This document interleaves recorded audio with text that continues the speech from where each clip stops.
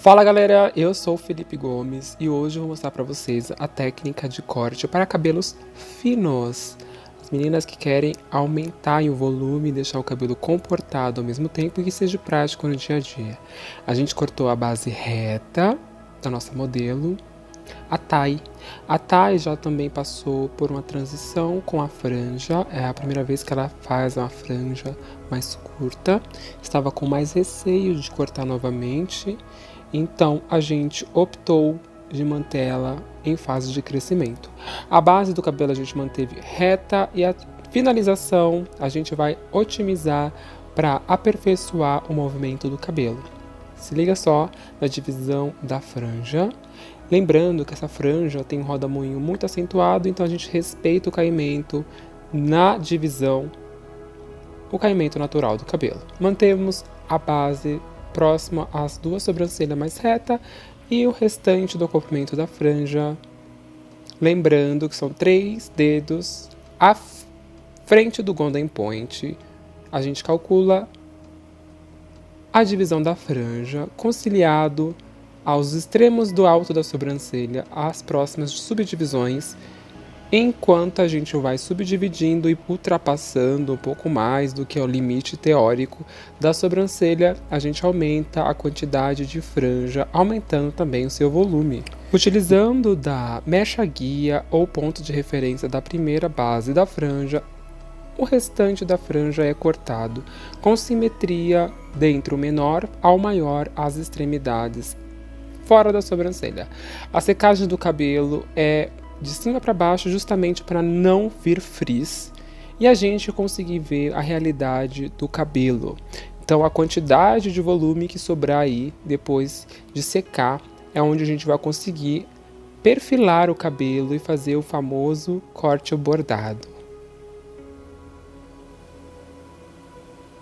Corrigimos o corte, na verdade otimizamos, trazendo em point com a ponta da tesoura, vindo com as extremidades do meio para fora. Com a ponta da tesoura a gente consegue perfilar, trazendo a naturalidade, eliminando aquele ponto mais reto, trazendo a naturalidade, e isso facilita para que ela utilize de um lado ou para o outro. Lembrando que a gente não utilizou a escova e sim apenas o secador. Aí a gente mantém um corte repicado no meio da franja. Assim como a mecha guia do meio da franja, o repicado também se retoma nas extremidades, levando a mecha ao meio da franja, trazendo assim uma graduação do meio às extremidades. É muito importante a gente fazer esse repicado quando a gente quer mais movimento e mais naturalidade. Isso facilita para que a cliente, independente do jeito que ela corte ou arrume, a franja se comporte. E traga também uma naturalidade independente do crescimento.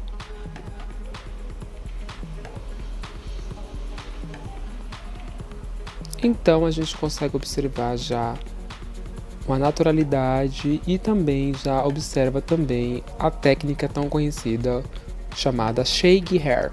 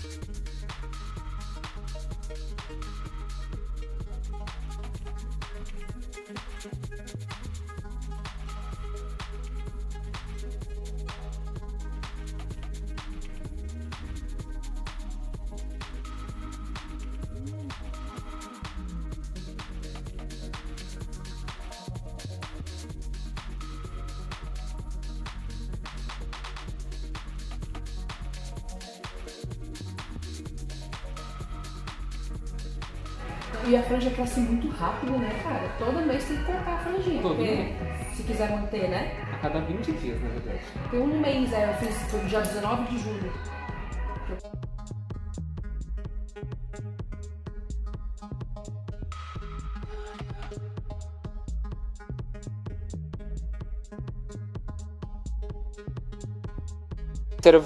Observaram as técnicas utilizadas aí na franja? A gente vai otimizar isso no comprimento do cabelo também, fazendo as divisões conforme o caimento do cabelo e respeitando o formato da cabeça. A gente faz um corte trazendo de cima para baixo das mechas, fazendo com que essas mechas se desconectem uma da outra.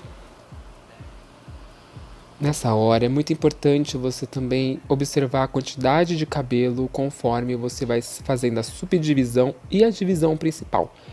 Dependendo da quantidade, você pode aumentar, trazendo em si a mecha próxima da outra mecha anteriormente cortada. A gente otimizou o cabelo utilizando esse gloss em spray. Ele não pesa. Fiz outra subdivisão, justamente para aplicar em todo o cabelo. Essa subdivisão é muito importante quando a gente quer um resultado uniforme.